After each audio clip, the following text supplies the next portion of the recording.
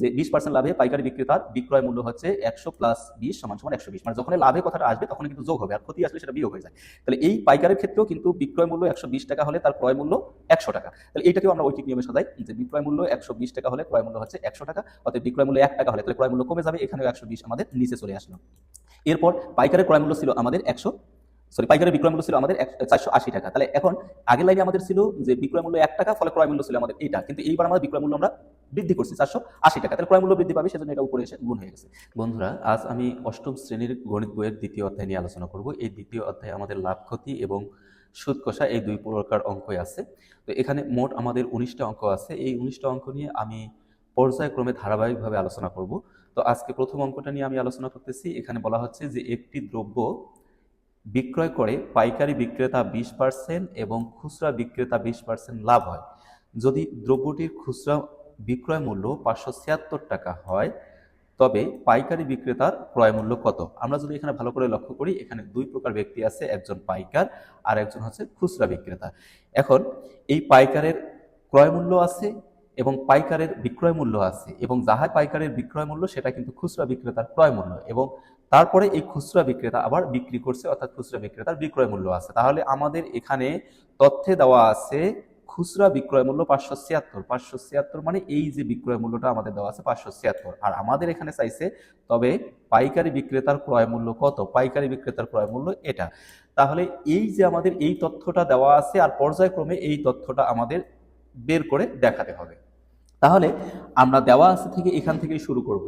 যেহেতু খুচরা বিক্রেতার বিক্রয় মূল্য আমাদের দেওয়া আছে, তাহলে এইখান থেকে আমরা শুরু করতেছি যে 20% লাভে খুচরা বিক্রেতার বিক্রয় মূল্য 100 প্লাস 20 সমান সমান 120। যেহেতু এই খুচরা বিক্রেতা 20% লাভ করছে এবং পাইকারিও 20% লাভ করছে, তাহলে এখানে যখন এই খুচরা বিক্রেতার বিক্রয় মূল্য 120 টাকা, তখন কিন্তু সে প্রোডাক্টটা কিনছিল 100 টাকায়। তাহলে এটা আমরা এখন ঐকিক নিয়মে একটু সাজাই লিখি যে বিক্রয় মূল্য 120 টাকা হলে ক্রয় মূল্য হচ্ছে 100 টাকা।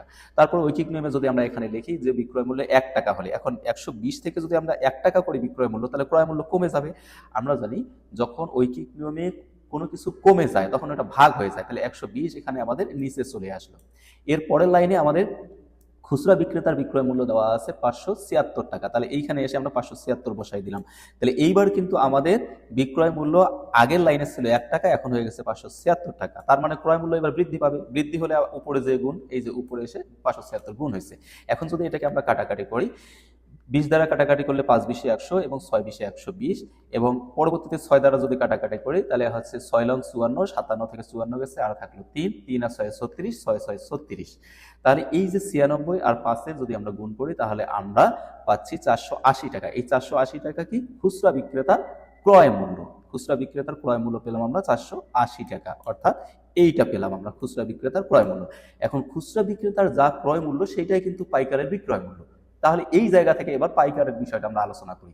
আবার আমরা চলে আসি যে 20% লাভে পাইকারি বিক্রেতার বিক্রয় মূল্য হচ্ছে 100 প্লাস 20 সমান সমান 120। মানে যখন লাভে কথাটা আসবে তখনই কিন্তু যোগ হবে, আর ক্ষতি আসলে সেটা বিয়োগ হয়ে যায়। তাহলে এই পাইকারের ক্ষেত্রেও কিন্তু বিক্রয় মূল্য 120 টাকা হলে তার ক্রয় মূল্য 100 টাকা। তাহলে এইটাকেও আমরা ঐকিক নিয়মে সাজাই যে বিক্রয় মূল্য 120 টাকা হলে ক্রয় মূল্য হচ্ছে 100 টাকা, অতএব বিক্রয় মূল্য 1 টাকা হলে তাহলে ক্রয় মূল্য কমে যাবে, এখানেও 120 আমাদের নিচে চলে আসলো।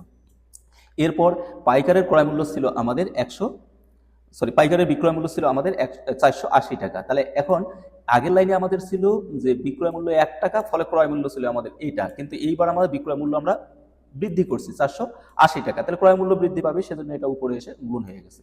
তাহলে এখন যদি আমরা আবার কাটাকাটি করি 5 দ্বারা, তাহলে হচ্ছে 5 20 100, 6 20 120, তারপরে 6 দ্বারা যদি কাটাকাটি করি 6 আসতে 48, তারপরে হচ্ছে একটা শূন্য, অর্থাৎ 80 আর 5 এটা গুণ করলে পাচ্ছি আমরা 400। তাহলে এই 400টা হচ্ছে আমাদের পাইকারের ক্রয় মূল্য, এবং এটাই হচ্ছে আমাদের উত্তর। অর্থাৎ পাইকারি বিক্রেতার ক্রয় মূল্য হচ্ছে 400 টাকা।